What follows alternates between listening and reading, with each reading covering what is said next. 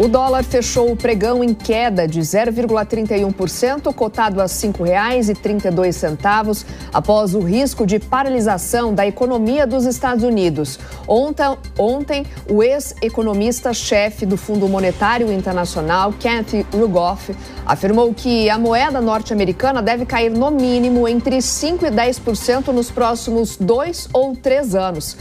Vamos conversar com ele, nosso analista de economia, Alan Gani, que já está por aqui. Gani, muito bom dia para você. Mais do que essa queda, né, e olhando além do curto prazo, esse movimento pode sinalizar uma perda gradual da força da moeda norte-americana? Exatamente, Soraya. Bom dia, Nonato. Bom dia, Soraya. Bom dia a toda a nossa audiência.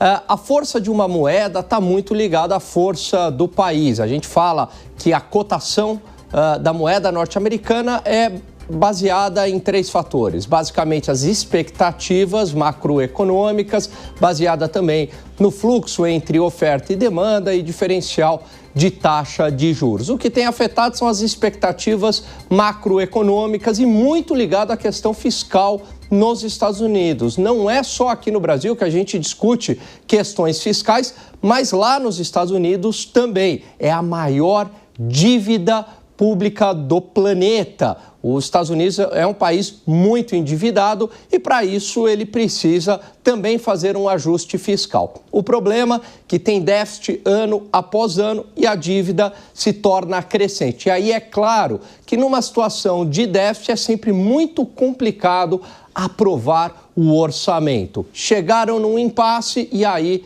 é o que pode dar um shutdown.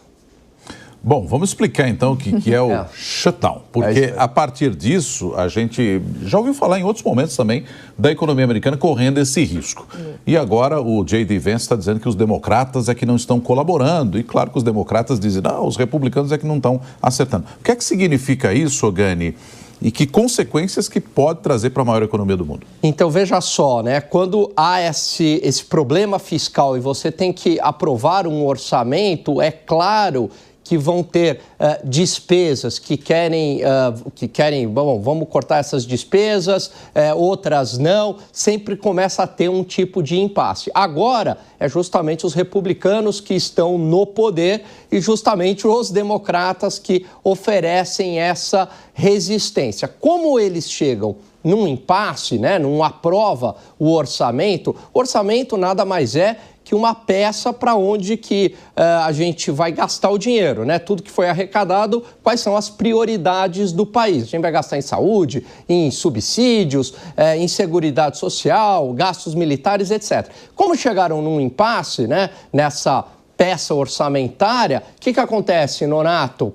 Há uma paralisação da máquina pública. Então, o shutdown nada mais é do que uma paralisação da máquina pública. Então, suspendem alguns pagamentos, alguns gastos. Então, por exemplo, funcionário público lá fica lá sem o seu salário, ele pode ser mandado embora, um repasse para uma agência governamental é suspenso e, eventualmente, se a coisa piorar e dependendo do tempo, pode ocorrer até uma paralisação temporária do pagamento de juros da dívida norte-americana. Por isso que é uma situação que deixa o mercado financeiro, não só lá nos Estados Unidos, mas no mundo inteiro, muito tenso, porque a gente está falando da maior economia do planeta, o país mais rico do planeta, com uma paralisação da máquina pública, que significa a suspensão, pelo menos temporária, dos pagamentos de servidores públicos e, eventualmente, até de títulos da dívida. Aliás, rapidinho, só para corroborar, o maior shutdown foi exatamente no governo Trump, 35 dias, de 18 para 19. Diga. Tem alguns analistas, e aí queria até a sua opinião, dizendo já numa possível corrida anti-dólar. É um movimento real? Isso pode acontecer?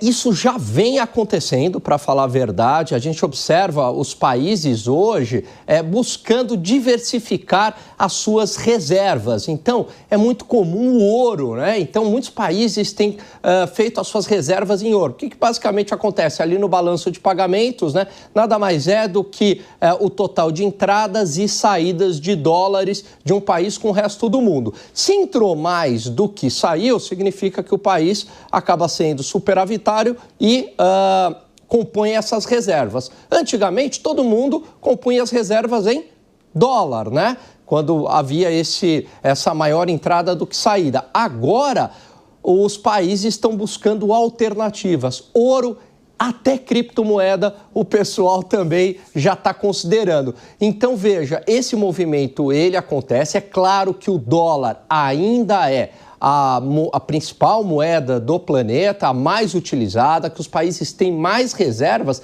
mas já não igual antigamente. É claro que o Donald Trump também se preocupa com isso, porque todo mundo usando o dólar, isso dá um poder muito grande para os Estados Unidos à medida que é mais fácil financiar a dívida norte-americana. Agora, se os países não usarem mais o dólar, qual que é o grande problema disso? É financiar essa dívida gigantesca dos Estados Unidos. Até já, Ganinha. É isso. Obrigada.